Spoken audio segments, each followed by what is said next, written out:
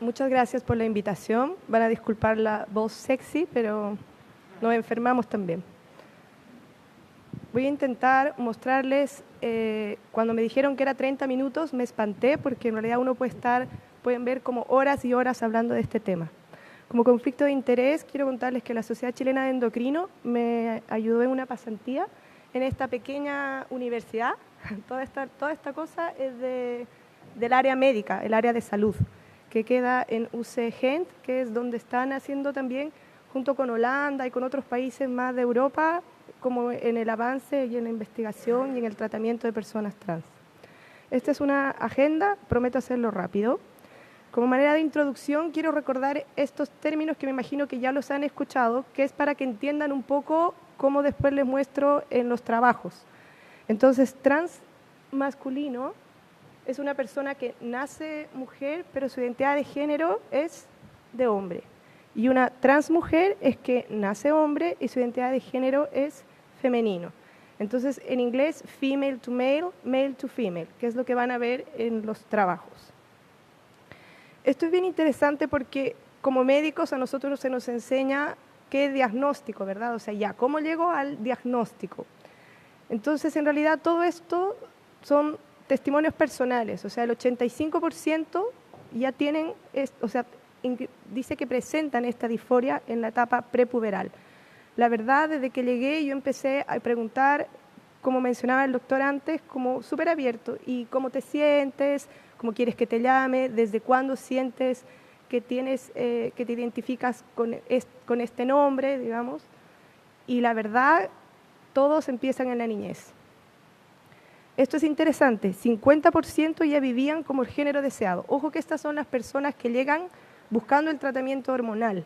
Entonces ellos ya están viviendo y ya tienen un rol del género deseado.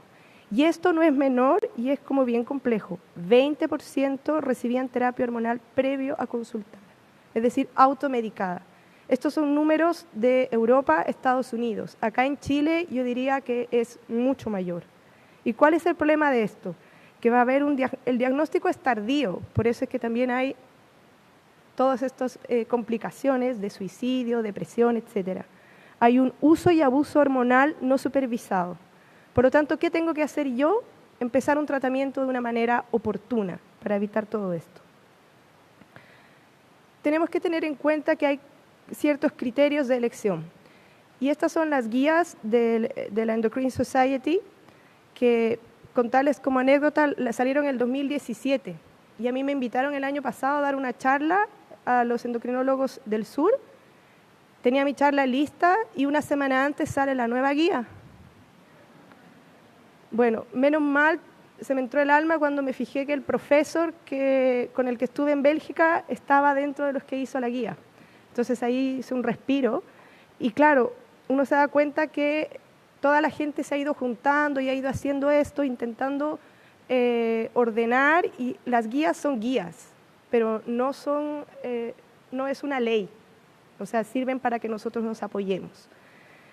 Lo que sí es interesante es que va juntando de gente que ha estado mucho tiempo dedicándose a esto. Entonces, ¿qué dicen las Endocrine Society? Que el cambio de sexo en sí es un tratamiento multidisciplinario, ¿verdad? Y que requiere de 5 procesos integrados, no es que vaya como un checklist, ya, certificado, esto, no. Necesita una evaluación diagnóstica, una psicoterapia o consejería, una experiencia de la vida real, tratamiento hormonal y tratamiento quirúrgico. Y este es el equipo multidisciplinario que la verdad cada vez se me ha ido ampliando mucho más. Desde la atención primaria, ginecología, urología, fertilidad, psiquiatría, el psicólogo, fonoaudiólogo, otorrino, cirujano plástico, cirugía de mamas, endocrinólogo, nutricionista, asistente social. Esto es un equipo multidisciplinario. Entonces, si toda esta gente interactúa, conversa, va a poder aportar un buen tratamiento y un buen apoyo a esta persona trans. Ahora, voy a empezar a hablar cómo apoyamos en la niñez. El doctor nos mostró que estas personas empiezan con esta disforia ¿a qué edad? En la niñez, ¿verdad? 3, 4, 5 años. Por lo tanto, el seguimiento en esta etapa es por el psiquiatra y el psicólogo, pero con un objetivo de apoyo. o sea, de un apoyo social, porque no es una transición solo del niño, es una transición familiar, es una transición social. Por lo tanto, se necesita un equipo y un apoyo psicosocial. Y aquí entra el pediatra endocrinólogo, que ¿qué hace el pediatra endocrinólogo? Lo único que hace es un seguimiento de ese desarrollo puberal. ¿Por qué? Aquí les puse, cuando empieza el Tanner 2, es decir, ya empieza el desarrollo de los caracteres sexuales secundarios, o sea, empieza la adolescencia, obviamente la disforia empeora, porque hay algo que me causa disconfort. Y estos son los estadios de Tanner, que si se fijan, en la mujer es como el botón mamario y en el hombre que hay un aumento del volumen testicular y un crecimiento del pene. Y para eso está el endocrinólogo infantil en realidad, solamente para identificar en qué momento empezó el Tanner 2. Y si ahí empieza la disforia, entonces yo puedo ofrecerle tratamiento hormonal. ¿Y cuál es ese tratamiento hormonal? Son los agonistas de la GnRH, que ahí después le voy a explicar bien qué hacen. Pero antes del endocrinólogo infantil, antes de decir parto tratamiento hormonal, es muy importante que sea evaluado por este personal de salud mental, ¿ya? Que obviamente la idea es que sea una persona que tenga experiencia en el tema y que sepa saber identificar todo lo que les mostró el psiquiatra antes, ¿verdad? En qué género está, qué no está. Y si es que existen problemas psicológicos, deben ser identificados y tratados antes de empezar el tratamiento, ¿ya? El adolescente tiene que estar bien informado, incluyendo la fertilidad, que les voy a contar un poquito después, y como es adolescente, tiene que tener un consentimiento también junto con los padres. Y nuevamente tiene que ser un endocrinólogo con experiencia, porque tiene que ser un endocrinólogo que sepa, por un lado está la parte académica, pero por otro lado está la parte humana también, ¿verdad? Y que no existan contraindicaciones. Ahora, yo freno la pubertad, pero puede persistir con disforia, es decir, quiere desarrollar los caracteres sexuales secundarios del género deseado. Entonces ahí uno parte el tratamiento hormonal cruzado, que así se llama, que también tenemos que cumplir como ciertos requisitos, digamos, que son los mismos básicamente, que el personal de salud confirme que pese que se ha frenado esta producción propia de estrógenos o testosterona, persiste la disforia, como que uno afirma y la persona va sintiendo que persiste, uno puede partir el tratamiento. Obviamente el adolescente tiene que estar informado con el consentimiento de los padres y el endocrinólogo con experiencia. En el adulto, en las guías previas eran como 15.000 requisitos, ¿ya? Pero ahora los criterios son cada vez más simples. Primero, yo como endocrinólogo tengo que empezar a hablar con esta persona y claro, que tenga un periodo prolongado de disforia, que tenga una capacidad adecuada para dar el consentimiento y que esté bien informado de lo que yo voy a hacer. La edad, este es un tema porque la edad depende de cada país, o sea, hablamos de los 18 años. De 18 años para arriba uno podría como partir tratamiento y de 18 para abajo es considerado todavía adolescente, digamos, y requeriría como el apoyo de los padres. En Holanda empiezan a los 16. Y lo que sí es importante, y ahí voy un poco a la pregunta que decían, ¿es necesario tener el certificado? Cuando a mí me llega un paciente trans, yo le empiezo a explicar, y lógico, me cuentan muchas cosas, antecedentes de depresión, de suicidio, de uso de drogas. Entonces, no son personas que están bien de la parte de salud mental, como muchos de otras personas, ¿verdad? Entonces, lo importante es que cuando yo les enfoco y les digo que les voy a enviar al psicólogo y al psiquiatra diciendo que en realidad esto es como un apoyo, ellos lo entienden y lo agradecen. Entonces, no es que sea como un requisito, sino que es adecuado para que yo también le ayude en el proceso de cambio, porque hay cosas yo como endocrinóloga que no sé manejar, ¿verdad? Esto sí es importante, que hay que tener en cuenta y preguntar antecedentes familiares como cáncer, enfermedades cardiovasculares, enfermedades tromboembólicas, obviamente el tabaco y los hábitos de vida, porque todos estos se asocian a mayor riesgos cardiovasculares. Exámenes de laboratorio. Estos son los que yo pido en general y los piden también en la guía, que es hemograma, perfil lipídico, pruebas hepáticas, el metabolismo del azúcar y la insulina, función renal, obviamente FSH-LH, estradiol, testosterona, prolactina. vitamina D y el metabolismo del calcio y fósforo. Lo ideal sería realizar una densitometría ósea y un DEXA. El DEXA es para ver cómo se distribuye la grasa, porque la distribución de la grasa va cambiando. Entonces uno puede como ver los cambios. Ahora, riesgos y contraindicaciones. En el caso de la utilización de estrógenos, hay alto riesgo en las enfermedades tromboembólicas, ¿ya? Por eso es que uno tiene que preguntar, si es que tenía antecedentes familiares de trombofilia, entonces yo estudiaré trombofilia.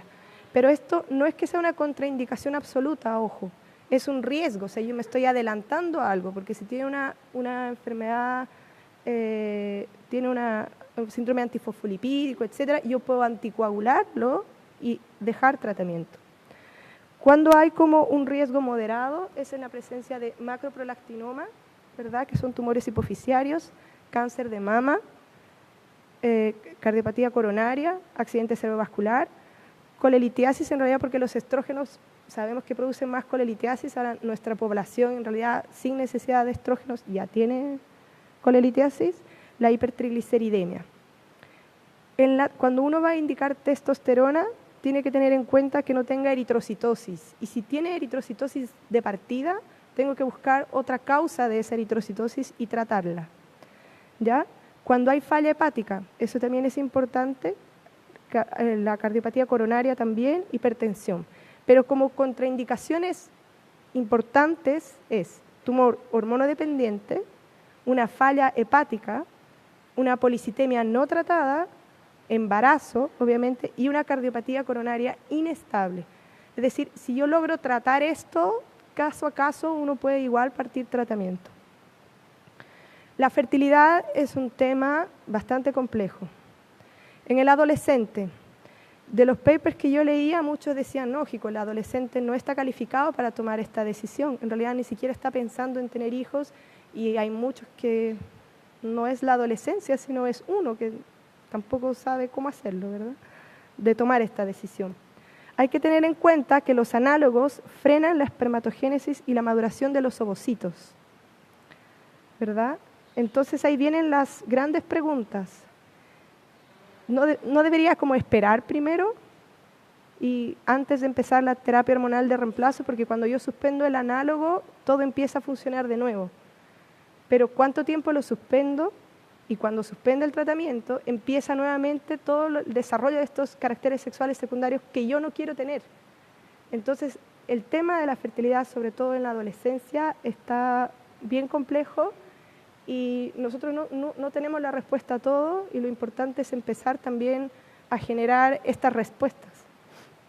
Esto es lo que utilizan en este protocolo que están haciendo ahora en Europa, porque hay diferentes protocolos, llevan años haciendo esto, pero cada uno como por su parte. Entonces lo que hicieron fue que ahora se juntaron varios y están haciendo exactamente lo mismo, ¿ya? Ven este lindo idioma aquí, holandés, eso tuve que aprender para ir ahí. Sí, entonces, en trans, mujer, ¿verdad? Es decir, un hombre cuya identidad de género es mujer. Entonces uno puede congelar los espermatozoides, ¿verdad? Ya, congela los espermatozoides, y si tiene una pareja mujer, entonces se hace una inseminización como por afuera y se inserta en el útero. Si tiene una pareja que es hombre, aquí está un poco más complejo porque hay 2 espermatozoides, entonces ahí uno tendrá que buscar un donante de ovocitos o buscar un útero en alquiler. En cuanto a los trans hombres, se han hecho varios trabajos como que uno tiene que estimular, o sea, uno estimula con la liberación de LH-FSH y uno extrae los ovocitos, ¿ya? Y eso los congela, ¿de acuerdo?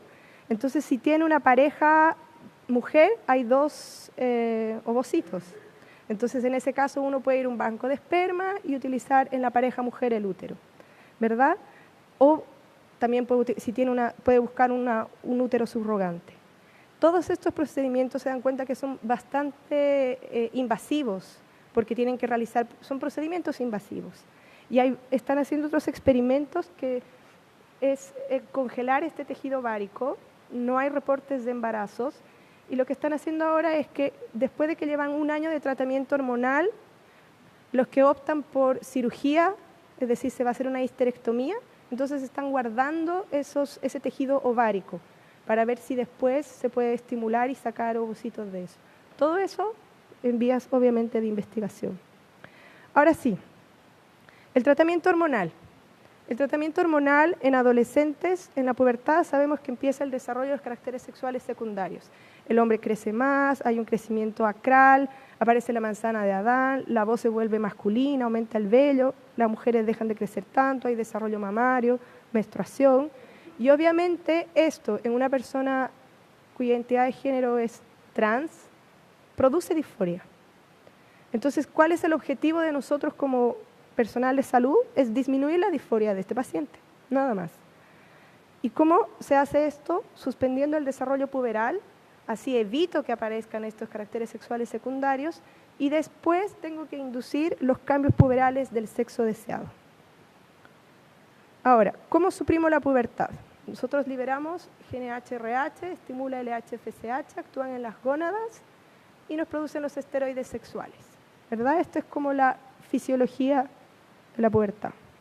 Los análogos de GNH-RH, que son como estos, en una estimulación crónica nos van a llegar a frenar estos pulsos de LH-FSH. Entonces, eso se utiliza, ¿verdad? Y otra forma es el uso de progestágenos que inhiben la producción de LH-FSH. Este es el tratamiento que se utiliza en la pubertad precoz, es decir, una niña de 6 años que empieza con menstruación, por ejemplo. Es una pubertad precoz. Entonces, esto es el tratamiento. ¿Ya? De ahí, entonces, que se traspasa a lo que uno puede aportar en las personas trans. Y en las personas trans, por eso decía, tienen que llegar a este Tanner 2 a 3, ¿ya? Es decir, el desarrollo que va a hacer que tengan más disforia. Entonces están los análogos de GNH-RH que son efectivos, son reversibles, tienen pocos efectos adversos, pero son de alto costo, salen como 130 lucas una inyección mensual, ¿ya?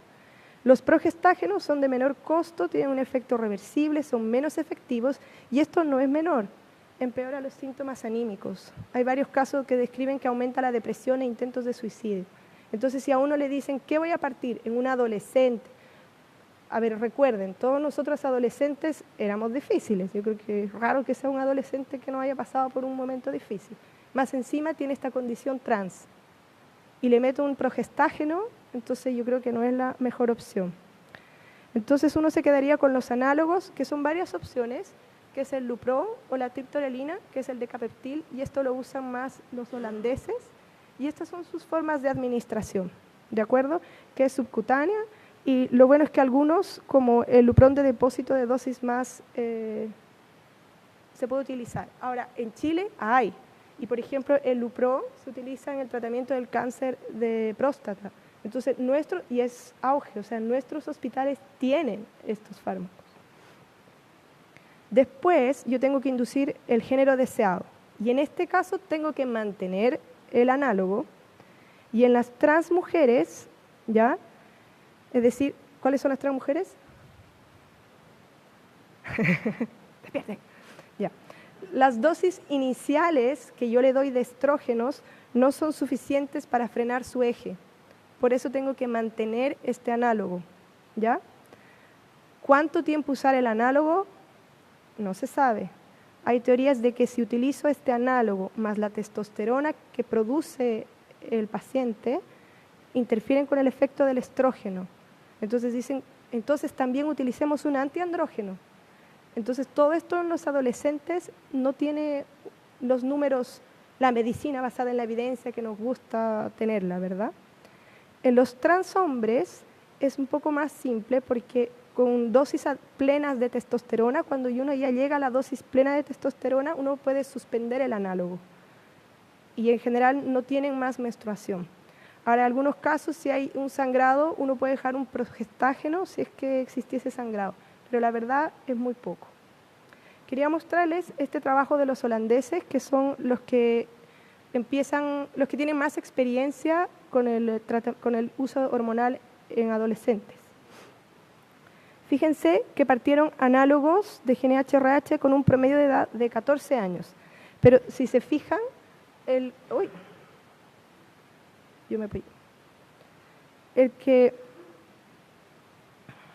Hay un grupo que partió a los 11 años. Me voy a apurar. ¿De acuerdo? Pese a que partieron el análogo, la disforia persiste.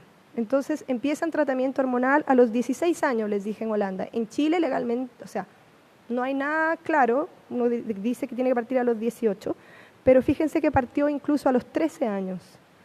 A los 20 años todos se fueron de cirugía de reasignación de sexo y la disforia estuvo resuelta. Mayor bienestar que la población en general, ninguno se arrepintió.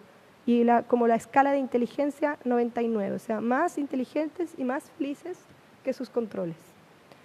El protocolo de inducción de la pubertad es el mismo que se utiliza cuando hay estas personas hipogonádicas, es decir, que no han desarrollado. Uno tiene que partir de a poquitito, ¿ya? El estrógeno o la testosterona, pero hay que tener en cuenta que ellos ya iniciaron su pubertad. Entonces uno tiene que ir con dosis un poquito más altas y más rápido. No tiene que esperar 6 meses con una dosis baja, sino que puede ir más rápido. En el adulto, el objetivo es suprimir las hormonas del sexo natal e inducir los caracteres sexuales secundarios del nuevo sexo. Cuando ya alcanzo esto, tengo que mantener niveles hormonales dentro del rango fisiológico normal y después de que incluso se hace la cirugía o se hace una gonadectomía, obvio que tengo que mantener el tratamiento. Y es importante la psicoterapia, y antes de empezar el tratamiento hormonal, ojo, es adulto, tengo que considerar fertilidad. En el transmujer, hombre a mujer, yo puedo frenar la producción de andrógenos con antiandrógenos, que son la espironolactona y la ciproterona. La ciproterona sola en Chile no existe, viene asociada con estrógenos. Y se ha sacado de Estados Unidos porque producía falla hepática, depresión. Los europeos la están utilizando y les ha ido súper bien porque es mucho más barato que los agonistas, ¿ya? Porque otro que se podría utilizar es la medroxiprogesterona, pero ¿qué les había dicho que producían los progestágenos? Depresión. Por lo tanto, hay que estar atentos. El finasteride y la flutamida se automedican. Ellos se automedican mucho con esto. No hay datos, aumentan la GNH-RH, o sea, más bien estarían estimulando más a la producción de andrógenos, por lo tanto no se da. Y yo tengo que darle estrógenos. Ahora, los estrógenos pueden ser oral, transdérmico o inyectable, ¿ya? Es más cómodo el oral, pero hay que tener en cuenta que uno puede utilizar la vía transdérmica en ciertos casos, mayores de 40 años y cuando hay factores de riesgo cardiovascular, ¿ya? Y como antiandrógenos está la espironolactona, la ciproterona, como yo les había dicho, y los análogos, que son los caros. ¿Qué es importante? El etinilestradiol, que es el estrógeno sintético, que están en todos los anticonceptivos, es mucho más potente. Y claro, en las guías decían que se utilizaba en dosis de 50 a 100, y utilizan dosis más altas porque uno quiere frenar su producción y producir los cambios. Y empezaron a morirse de trombosis venosa profunda, de tromboembolismo pulmonar. Entonces, el etinilestradiol no está recomendado. Se debe utilizar el 17-beta-estradiol. En los trans hombres, de mujer a hombre, el objetivo es detener la menstruación e inducir la virilización. Y esto lo hago con la testo. Y acá es un poco más simple porque la testosterona se puede dar del Nevido, que es una ampolla cada 12 semanas, o el Sustenan, que cuando uno da a una persona, a un hombre hipogonádico, le da cada 4 semanas. Pero en los trans tiene que utilizar incluso 2 cada 3 semanas. Entonces es mucho más cómodo el Nevido, que es cada 4 semanas. Y con eso es suficiente, al año ya frenan la menstruación. Pero si es que esta menstruación persiste, uno puede utilizar medroxiprogesterona, lo ideal siempre van a ser los agonistas, también la medroxiprogesterona de depósito y finalmente la ablación de endometrio, ¿ya? Efectos deseados, aparte de que sean felices y plenos como personas, hay que tener en cuenta en los adolescentes y hay que decirles que van a ver que hay cambios que no son reversibles, porque una gran preocupación, y que yo creo que eso hay que decir, que cuando uno suspende los análogos, suspende el tratamiento hormonal, es reversible, pero hay algunos efectos que no son reversibles, como el crecimiento facial, esta pérdida masculina del cabello en los trans hombres, la clítoromegalia y el engrosamiento de la voz. Y en los trans masculinos, el crecimiento de la mama y la disminución. En los efectos clínicos, obviamente, hay que tener en cuenta que hay no reversibles, que son talla, tamaño, mandíbula, pelvis, voz, pero que después van a ver que eso con cirugía se puede hacer. Y obviamente cambia toda la distribución de la grasa, la mama no aumenta tanto. En los hombres, lo mismo, aumenta el vello. Es muy importante decirles que aparece el acné, tienen mucho acné. Hay clitoromegalia, hay una atrofia vaginal. Yo tengo que seguirlos, sí.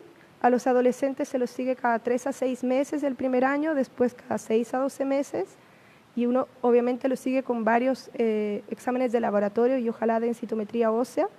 Pero lo importante es el seguimiento con salud mental, los hábitos de vida y la educación de la familia, del colegio y del medio. En el adulto lo sigo cada 3 meses con niveles de testosterona, niveles de estrógeno, ¿verdad? Y viendo también los efectos colaterales, digamos. Ahora, cuando uno suprime los análogos, esta información se saca de las personas que tenían pubertad precoz. Produce hipertensión, bochornos, fatiga y alteraciones del ánimo, ¿ya? Y hay un aumento en el peso. Pero esto en sí son más que todo de personas que tenían pubertad precoz. Esos son como los efectos adversos de los análogos.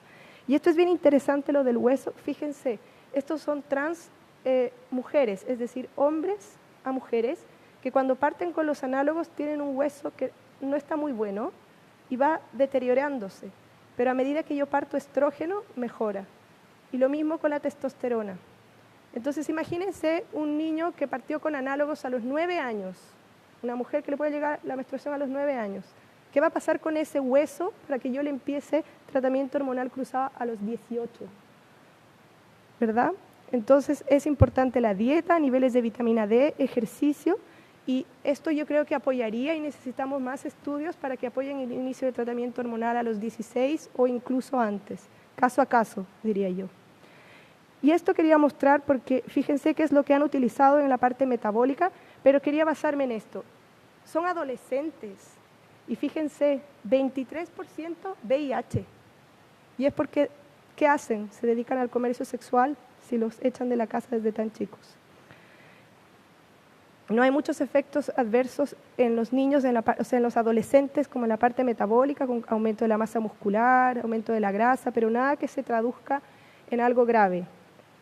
En el adulto, sí. Fíjense que las personas trans tienen mayor mortalidad que las personas no trans y son mucho más en las trans mujeres. ¿De qué se mueren? Drogas, suicidio, VIH, efectos cardiovasculares. De ahí importante el seguimiento psiquiátrico y una derivación oportuna. O sea, si parten en la adolescencia, debería partir el tratamiento ahí. El riesgo de trombosis es muy variable. En las trans mujeres, fíjense que va como de un 2 a un 6%. Pero este 6% era cuando utilizaban el etinil-estradiol. Por eso, no utilizar etinil-estradiol, sino 17 beta-estradiol, mejor si es transdérmico. Y esto es muy importante. En caso de cirugía, cualquier cirugía, suspender tratamiento hormonal 2 semanas previos, profilaxis para trombosis venosa profunda y luego reinstalar el tratamiento hormonal 3 semanas después de iniciada la movilización. En el riesgo cardiovascular hay un aumento de la grasa, hay un aumento de los triglicéridos, hay como un aumento inflamatorio, o sea, como proteínas de inflamación. Pero este riesgo actual no está establecido. Sabemos que la mortalidad es mayor en los trans hombres a mujeres, por eso no utilizar el etinil-estradiol y evaluar otros factores de riesgo, tabaco, dieta, ejercicio, etcétera, y corregirlos. Y esto es bien interesante que en las mujeres que tienen andrógenos propios hay un estado de resistencia a la insulina. Y a eso nos dedicamos los endocrinólogos estudiando un montón de cosas. Y lo interesante es que los trans hombres, es decir, son mujeres natales que reciben testosterona, no desarrollan resistencia a la insulina. En el cáncer hay varios como publicaciones de cáncer de mama. Lógico, si yo tengo a un hombre que le doy estrógenos, también puede desarrollar cáncer de mama. Por eso la recomendación está que en trans mujeres yo lo tengo que seguir con una mamografía como si fuera una mujer biológica. Algunos expertos dicen que si hay mutaciones uno debería realizar la extirpación. Y ojo, tampoco tenemos que olvidarnos de los trans hombres que cuando se hacen mastectomías dejan un pedazo de mama para el pezón, entonces hay que hacer también un seguimiento de esa mama. Y en el cáncer de próstata hay que hacer un seguimiento como si fuera un hombre. Terminé. Me voy a apurar. Esto quiero mostrar porque hay que generar conductas de cambio. Hay cánceres, hay que hacer seguimiento de cáncer, dice que tenemos que seguirlos. Pero resulta que ¿cómo le voy a hacer un Papa Nicolau a un trans hombre que tiene una vagina atrófica, a un trans hombre con una vagina atrófica, que es un procedimiento invasivo, que no quiere a gusto? Y fíjense, 13% tienen una mala muestra. Entonces tenemos que hacer nuevas técnicas, ¿verdad? En cuanto al hueso, tampoco hay muchos estudios de hueso, pero se sabe que los hombres parten con una mala densidad ósea. Y es importante por eso toda la parte de dieta, ejercicio, etc. Y como conclusiones, la disforia de género es una condición poco frecuente, pero con una incidencia de consultas en ascenso. Se asocia a mayor mortalidad, pero mortalidad por suicidio, conductas de riesgo, consumo de drogas, es decir, por la parte social, psicosocial. De ahí la importante evaluación y seguimiento psiquiátrico. Hay que prevenir también las conductas de riesgo. El manejo es de un equipo multidisciplinario. Es importante también una educación al personal de salud y a la población con el objetivo de una despatologización. Y esto yo lo encuentro muy importante. La participación del personal de salud y de las personas con disforia de género en las políticas de salud y leyes, porque nosotros somos los que atendemos a los pacientes y los pacientes son los que buscan esto y no están incorporados en generar estas políticas de cambio. Gracias.